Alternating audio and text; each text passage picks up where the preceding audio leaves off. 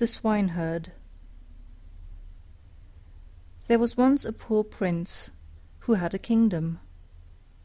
His kingdom was very small, but still quite large enough to marry upon, and he wished to marry.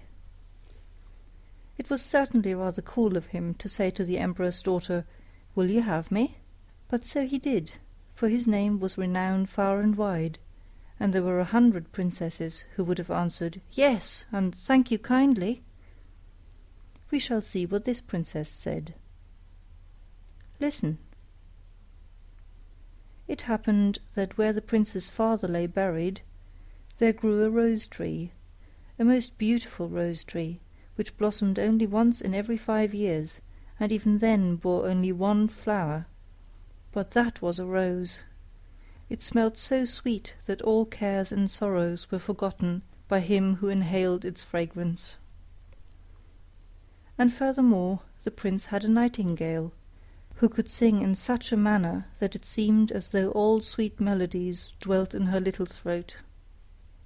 So the princess was to have the rose and the nightingale, and they were accordingly put into large silver caskets and sent to her. The emperor had them brought into a large hall, where the princess was playing visiting with the ladies of the court, and when she saw the caskets with the presents, she clapped her hands for joy. "Ah, if it were but a little pussy-cat," said she, but the rose-tree with its beautiful rose came to view. "Oh, how prettily it is made," said all the court ladies. "It is more than pretty," said the emperor. "It is charming." But the princess touched it, and was almost ready to cry. "Fie, papa," said she. "It is not made at all. It is natural." "Let us see what is in the other casket before we get into a bad humour," said the emperor. So the nightingale came forth, and sang so delightfully that at first no one could say anything ill-humoured of her. "Superbe! Charmant!" exclaimed the ladies, for they all used to chatter French, each one worse than her neighbour. "How much the bird reminds me of the musical box that belonged to our blessed Empress," said an old knight. "Oh, yes, these are the same tones, the same execution." "Yes, yes," said the emperor, and he wept like a child at the remembrance. "I will still hope that it is not a real bird," said the princess. "Yes, it is a real bird," said those who had brought it. "Well, then let the bird fly," said the princess, and she positively refused to see the prince. However, he was not to be discouraged. He daubed his face over brown and black, pulled his cap over his ears, and knocked at the door. "Good day to my lord the emperor," said he. "Can I have employment at the palace?" "Why, yes," said the emperor.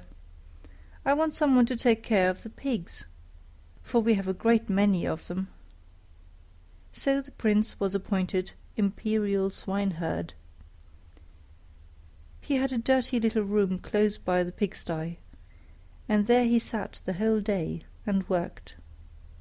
By the evening he had made a pretty little kitchen pot. Little bells were hung all around it, and when the pot was boiling, these bells tinkled in the most charming manner, and played the old melody, "Ach, du lieber Augustin, alles ist weg, weg, weg," which translates as, "Ah, dear Augustine, all is gone, gone, gone." But what was still more curious, whoever held his finger in the smoke of the kitchen pot immediately smelt all the dishes that were cooking on every hearth in the city. This, you see, was something quite different from the rose. Now the princess happened to walk that way, and when she heard the tune she stood quite still, and seemed pleased, for she could play Lieber Augustin. It was the only piece she knew, and she played it with one finger. "Why, there is my piece," said the princess. That swineherd must certainly have been well educated. Go in and ask him the price of the instrument." So one of the court ladies must run in. However, she drew on wooden slippers first. "What will you take for the kitchen pot?" said the lady. "I will have 10 kisses from the princess," said the swineherd. "Yes, indeed," said the lady. "I cannot sell it for less," rejoined the swineherd. "He is an impudent fellow," said the princess, and she walked on. But when she had gone a little way, the bells tinkled so prettily, "Ach, du lieber Augustin, alles ist weg, weg, weg." "Stay," said the princess. "Ask him if you will have 10 kisses from the ladies of the court." "No, thank you," said the swineherd. 10 kisses from the princess, or I keep the kitchen pot myself." "That must not be either," said the princess. "But do you all stand before me, that no one may see us." And the court ladies placed themselves in front of her, and spread out their dresses. The swineherd got 10 kisses, and the princess the kitchen pot. That was delightful. The pot was boiling the whole evening, and the whole of the following day. They knew perfectly well what was cooking at every fire throughout the city, from the chamberlain's to the cobbler's. The court ladies danced and clapped their hands. "We know who has soup, and who has pancakes for dinner today, who has cutlets, and who has eggs. How interesting!" "Yes, but keep my secret, for I am an emperor's daughter."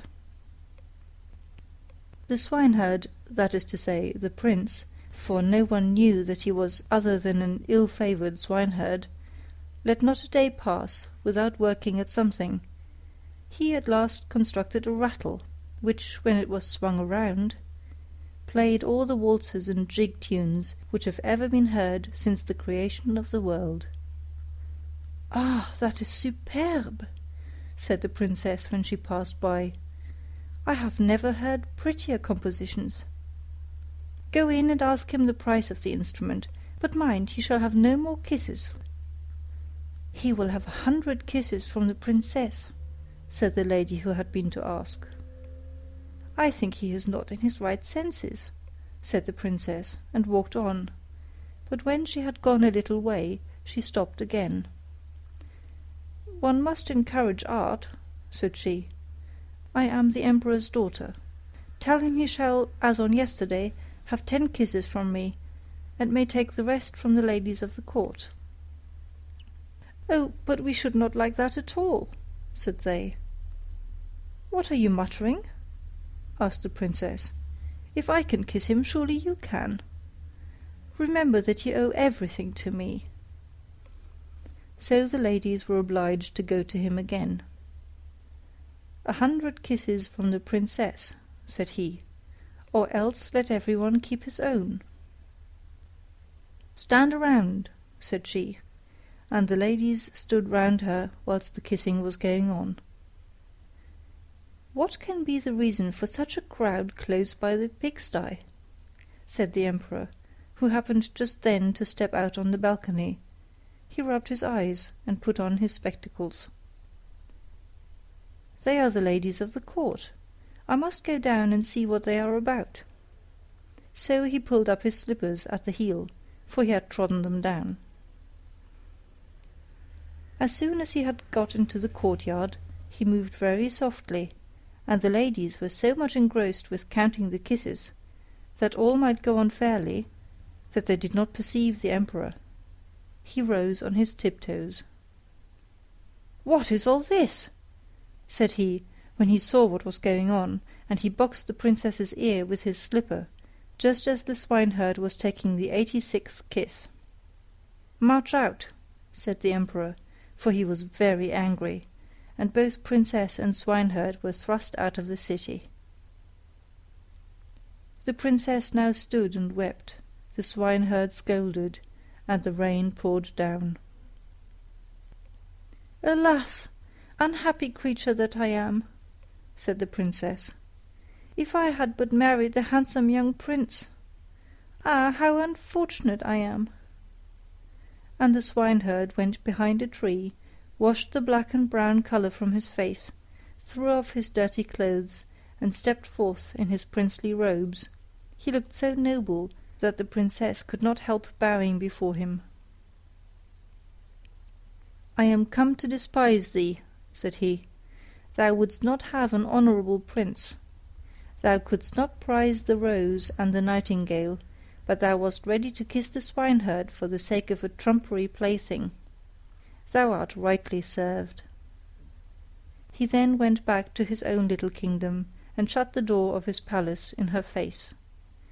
Now she might well sing, "Ach, du lieber Augustin, alles ist weg, weg, weg." End of The Swineherd.